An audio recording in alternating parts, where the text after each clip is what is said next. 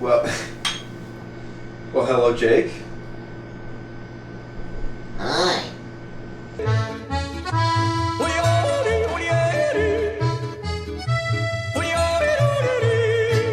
Return of Godzilla. 1984.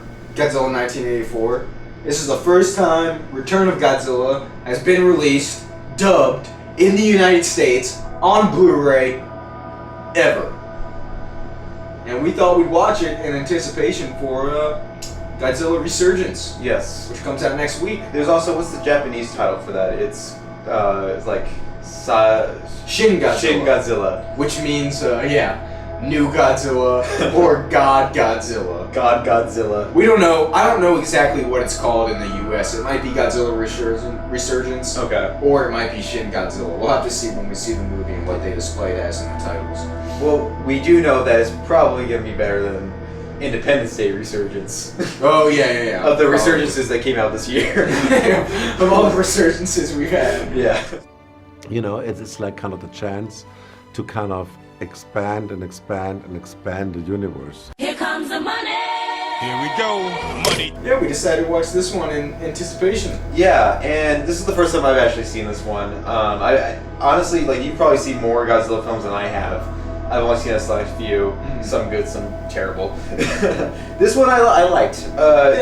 Entertainment-wise, you know, the thing with every Godzilla film is that you don't really connect well with most of the human stories. You're there mostly for the kaiju action, a lot of the Godzilla action. What is he fighting? What is he doing? You're there for the destruction and the spectacle.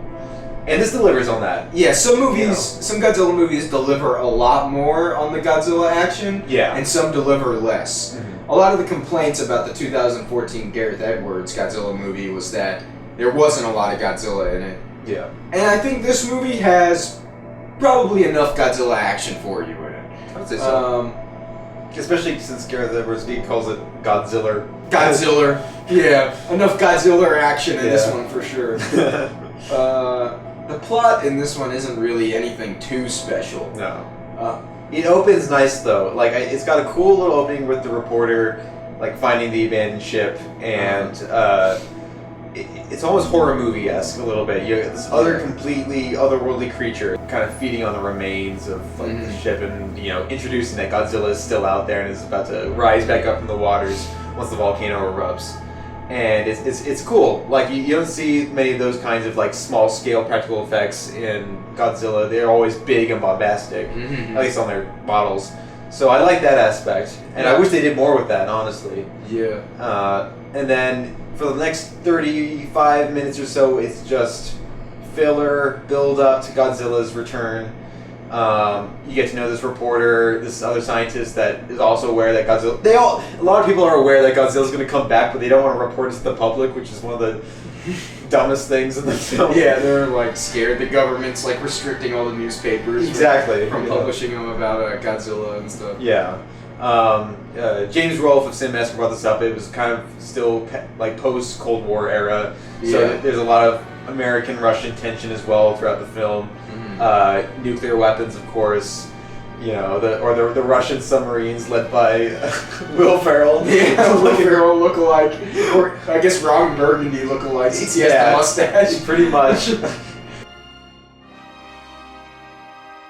So it's like all these, countries kind of combining against Godzilla's failed return, where he's just badder than ever. He's ready back and he's pissed off. Yeah, he's just... Who knows what he's thinking. He's been gone for 30 years and people are still living happily, and he's like, I don't like that. So it goes right back. The first appearance you see him is at a nuclear power plant, and he's just destroys the whole place. He knocks it all down. Yep. But we learned that there's some electromagnetic activity going on. He starts following birds flocking in another direction because that's where the birds are attracted to as well. They're migrating. They're all migrating, yeah. And so they play on just like different tactics on how to like lure Godzilla into a trap, and that's what leads up to the final finale where he falls into the volcano. Yeah. But for the good chunk in between, up until like maybe the last 10 minutes, it's just Godzilla wreaking havoc. Yeah, tears things up. Yeah, like I said, there's some good Godzilla action in this. Definitely some great building models getting blown up. Yep. And Godzilla picks up some trains, throws them down. Goes through some power lines, like classic. Uses his atomic breath He to does. blow some stuff up. Those scenes look the best. The scenes that don't hold up as well are definitely some of the close-up shots of his just cross-eyed, Yeah. looking faces.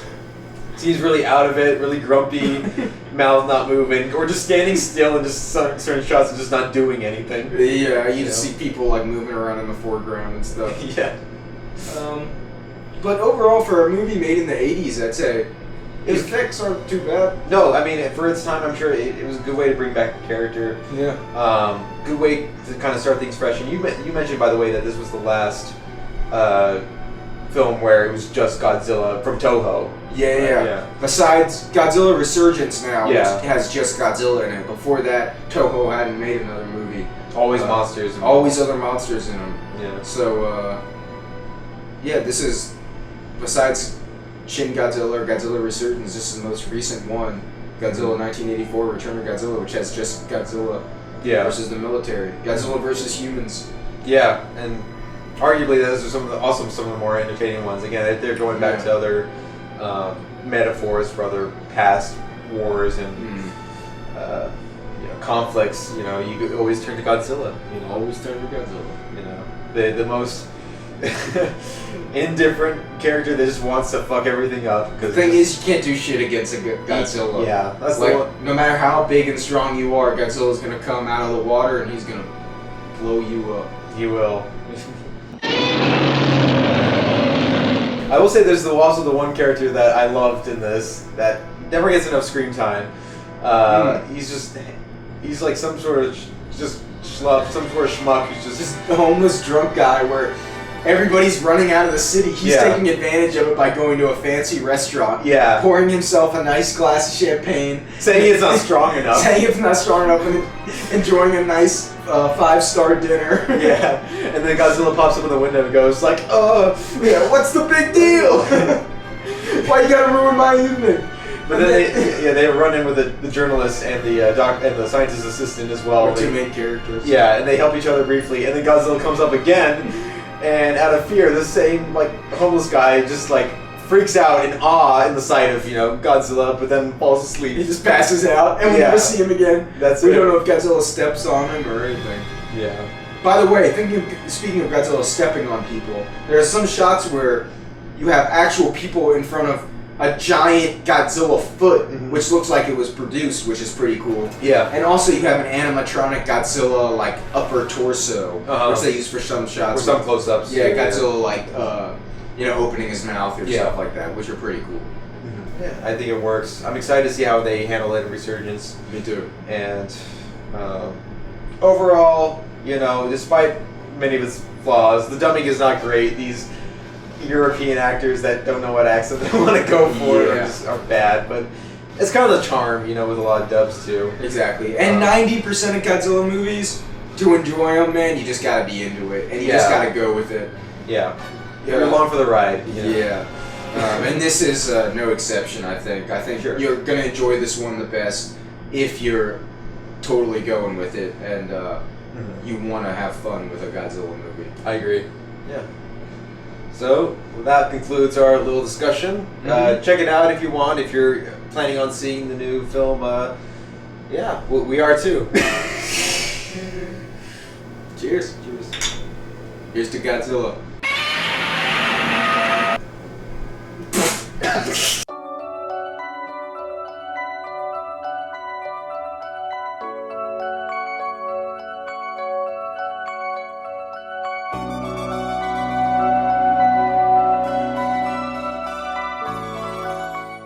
This is the 1954 Godzilla Criterion Collection, which is great, except when you open it up, that's not Godzilla 1954, that's Godzilla 2000! They fucked it up!